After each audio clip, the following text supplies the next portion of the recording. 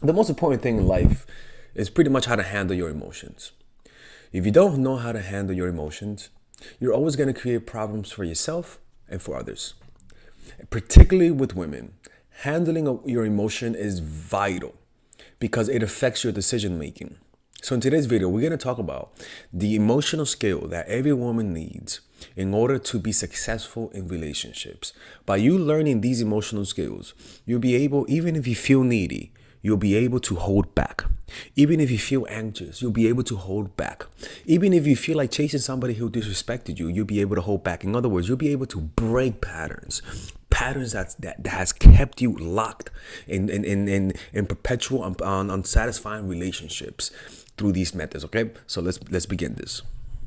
By the way, we're having a meditation group today in Brooklyn. If you want to attend, you'll see under the description down below where you could get where you can message me to attend the meditation group. And if you guys ever want to get one-on-one coaching, go to Mindful Attraction. We have monthly coaching, weekly coaching, where you can have access to me 24/7. For 1 week is 500, where you could have access to me literally 24/7. And for like a month, I think it's around 1,500. It's like all access. This is particularly good for women who are seeing somebody and you just need somebody to be there and tell you exactly what to do when he sends a certain text or when he does something to you. That's perfect. It's called Coach in the Pocket. You first have to work with me, and then if you qualify, then we could provide that. Okay, so the description down below is where you can get all the info. All right, so a loyal Patreon supporter asked me, right, what are some of the emotional skills every man needs, right? So every woman needs, not man. Look, so first of all, the first skill is knowing yourself, self-awareness. Now, not all self-awareness is good, all right? Why? Because there are different types of self-awareness. The first type is being self-aware. These people manage emotions well and don't ruminate on the emotions long enough, right? Let's just say they missed their flight. They'll be mad for like 20 minutes, and after 20 minutes, they're happy. Some On the other end, somebody misses their flight, they'll be mad for like the whole week and they still think about it a month later, right? There's more of an echo of pain, right? So that's the first thing. Self-aware people who manage their emotions well and don't ruminate. The second thing is people who get engulfed in the emotions that they're self-aware of, like anger. They'll feel the anger and they'll just like go into it, like they'll just dive deep into the anger, right? They're aware of the emotion but they don't give a fuck about it. The next thing is accepting, right? There's two types of acceptance of emotions, right, that are negative. One, it's almost like when people are depressed and they just given up. They're like, all right, you know what, I'm just gonna be depressed. Like they're accepting of their depression and they're not motivated to change it. And the next one is people who have a good mood, right? And they don't have a reason to change it, right? It's like when things are good, because things are good, you don't need to be present, right? And then naturally when things go bad, you go back to being present. That's why when things are good, even though things are good, you still don't want to hold on to the good.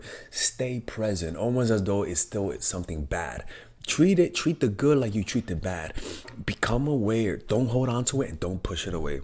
Right? So those are the one, two, three, right? Three types of self-awareness, right?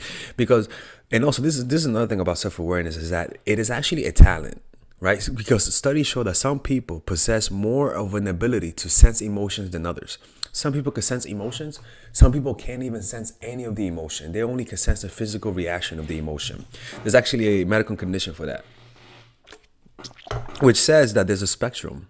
Some people feel a lot and some people don't feel a lot. And there's some people who are just naturally good at feeling emotion. And those people naturally, which means that some people might be talented at sensing certain emotions than others, right? And those people tend to be poets. Those people tend to be writers, musicians, right? People who know how to put emotions, like for example, Theodore Dostoevsky, right? He was able to sense people really well. Robert Greene, right? People who have high degrees of emotional awareness. It tends to be a talent that they use for creative writing or for any types of creative field, right? What we want to do is be so self-aware that we are aware of the slightest emotions. Like what I do on a daily basis, I'm pretty much aware of almost every emotion that comes to me. And sometimes when I feel at peace and present, I just say, is there something inside me that I'm not aware of? And I just observe. I'm like, is there any emotion hiding inside? And I observe. I say to myself, is there somewhere I want to be that's not here? And if I do, I look for the emotion that's causing that, and I just look at it, right? You want to get to the depth. You want to be able to clean that window so much that not even a microscopic organisms could survive in there, right? Also, unconscious emotions might be, and unconscious emotion is also like, for example, like when a woman wears red, women who wear red and people who wear red look more attractive, right?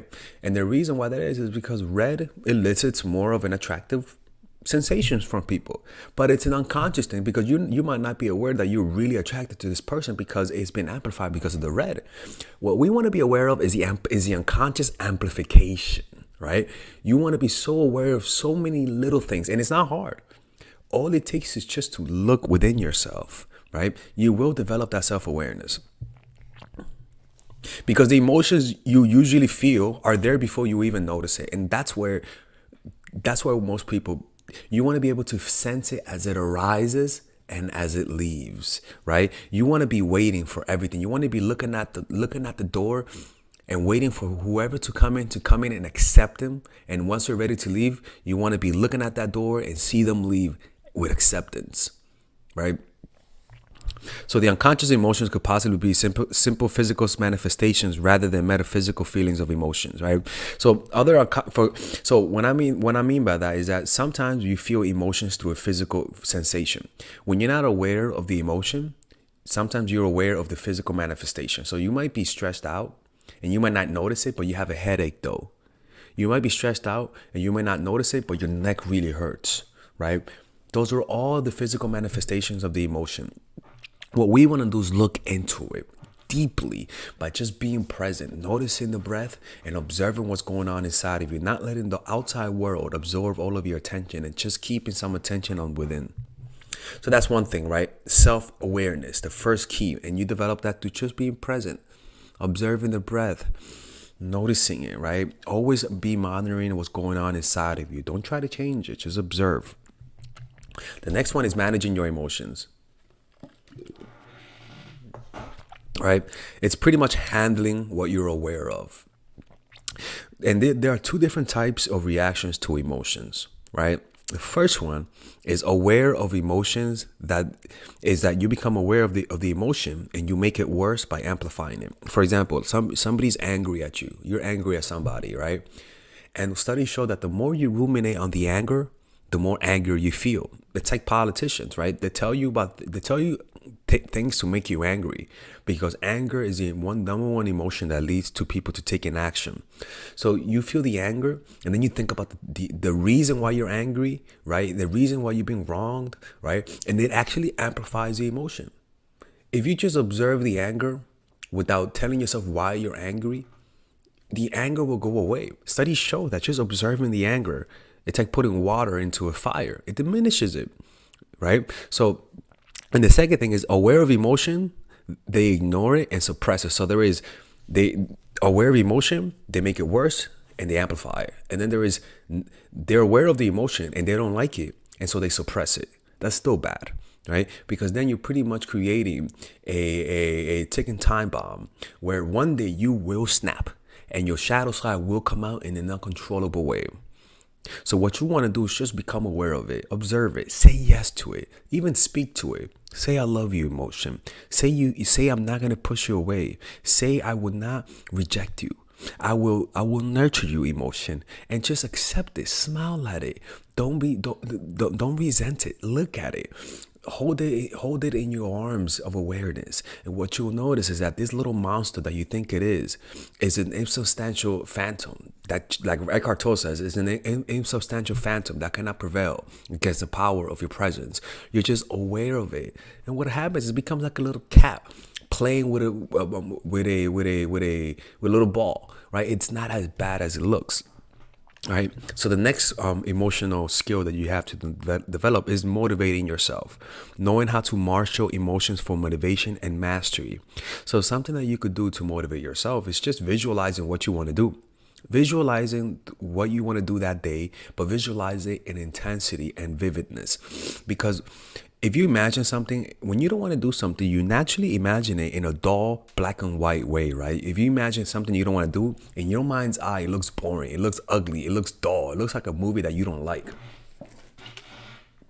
But something happens, the subnormalities change in your mind. Whenever you want to do something fun, you'll see it in your mind as very vivid, very ripe, like a ripe fruit.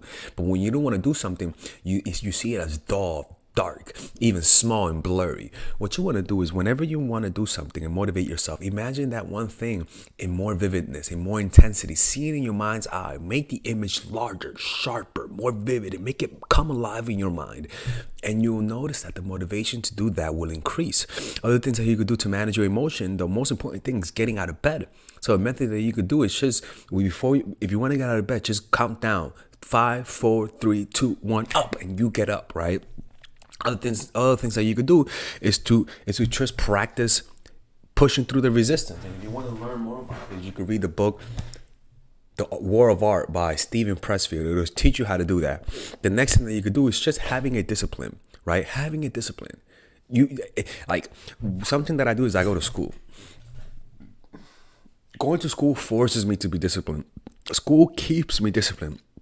If you don't have a discipline, something that's hard that you want to get better at, you're not going to develop the proper discipline, right? So having a skill that you want to master will give you the motivation to push yourself further, right? So the next thing that you got to do, the next skill is recognizing the emotion in other people, and that's through empathy. And something that you have to do in order to do that, you have to be able to shut your mind down when you're talking to people, rather than focusing on your mind and what you're going to say next. Feel your body from within. Stop thinking, because when you think, you miss nonverbal cues. Observe people's emotions. Observe the way they talk. Become fascinated by the way that they think, right? Try to imagine why they say what they say. Try to imagine why they think why they think. And also try to look for what makes them different as a person. Try to see what makes them unique, what makes them stand out in conversation. Other things that you could do is just observe their daily emotions, right? How do they feel on a daily basis, so that one day, if they feel out of character, one day if there's something wrong, you can sense it, because you're saying to yourself, okay, they're usually quiet and shy, but today they're more talkative and extroverted. Something's different in them. You want to be able to, everyone in your life, you want to be able to describe their natural state, because you are so aware of them. And a lot of people miss it because they're just aware of their thoughts. It's like being aware of your thoughts. It's like having a full-time job, right? But also wanting to be an artist. If you want to have the time to be a good artist, you got to quit your job. If you want to be able to read people, you got to stop taking so much time in thinking and leave and give that energy of thinking to just observe, and it'll amplify. You'll see more, you'll sense more. When I'm present and I'm not thinking and I'm just in my body, I see humans for what they are. I see, not in a bad way, but from an empathetic way. I see the humanity. I see the little changes. I see them with a look of compassion. And that look of compassion allows you to take more in about them, to take more in about their personality, what makes them unique, and also to be able to observe fake emotions, to be able to notice when somebody's trying to manipulate you and play you. And the last thing is, once you are aware of emotions in other people, the next thing is knowing how to use those emotions and handling it, managing emotions in others. This comes down, like I said, paying attention to people's daily emotion and knowing their temperament. And once you know how to do that, once you have a feel about about their temperament, then before you do anything, you always consider how they are. You always consider their personality. You don't just treat people the same. You consciously change things up a little bit, simply because they're different. This is something that will come natural to you if you just pay attention. This is like the last stage. You're not going to get here if you don't do the first three things. So don't try to say, oh, I want to do that part. No. First becoming self-aware, right? Then knowing how to handle those emotions, managing those emotions. And then once you know how to handle those emotions, then you could motivate yourself to feel certain things, right? To push yourself further. And once you know how to control yourself, then you could then use empathy to become aware of other people. And then once you know how other people's emotions are, what makes them unique, what makes them different as people, then you could then use what you know to manage other people, to manage emotions. And this is the key to developing social intelligence. In fact, all right, ladies and gentlemen, if you guys ever want to learn how to use your feminine energy to influence people, learn how to use your masculine energy to become more assertive, and also learn how to blend both energies to improve your dating life, your spiritual life, honestly, your relationship life, your family life, your career life, this is the course for you. If I had to make a course for my nieces, I have two nieces, one is 8, 19, and one is 14, 15. 16. Holy shit. Oh my God, he's a bad fucking uncle. He's a bad uncle. Get him. Shut up, Melissa. You should get this course, right? And this is the course that I will make for them. So, for example, watch the curriculum, right? In the first week, we're going to be showing you how to establish a strong masculine foundation without letting it hurt your feminine energy. This masculine foundation is a source of who you are, right? It's your bodyguard. Without this, whatever feminine energy you create will be destroyed by the outside, because your masculine is your shield. So we'll talk about goal setting. We'll talk about how to develop a serious attitude. We're gonna be talking about how to use more logic, how to use more goal-oriented behavior. It's more how to be a man, Now the next one is how to embrace the feminine energy, right?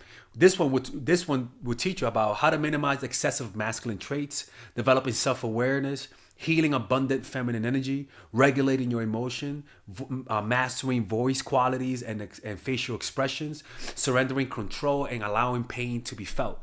This is honestly, this will supercharge, like Kaioken, your masculine energy. After that, we have femininity in the workplace, and how to be feminine in the workplace without letting people take advantage of you, and the nuances of how women on power should behave versus women who are subordinates in the workplace, and even the dress code. This is based on psychology, people. It's kind of insane. I'm actually excited about this one. The next week, we talk about navigating the labyrinth of male and female friendship, and this a lot of women find confusing, so we talk about that. And how to identify envious friends, how to identify the good friends, how to keep male friends, and how to keep female friends. Week 5, we talk about how to release the burden of the past and stop and destroy mental projections. This is actually really powerful. And then week 6, we talk about how to increase your observational power so that you could read people better. And we have a bunch of bonuses. The course starts at $99, and you guys can pre-order the course today at $69 before it goes out. If you're watching this, most likely I'm in the meditation retreat, so I will be praying for all of you guys. And just click on the description down below of the video. Right there, you'll see it, and you could pre-order that course. It's gonna be out by the end of next month or the beginning of February of March. One of the two, people, because I have a 10-day retreat to do, and I want to finish the course after the retreat, because I think the ideas are gonna be so much better. All right, man. I'll see you guys later. Pre-order, man. I'm closing the channel.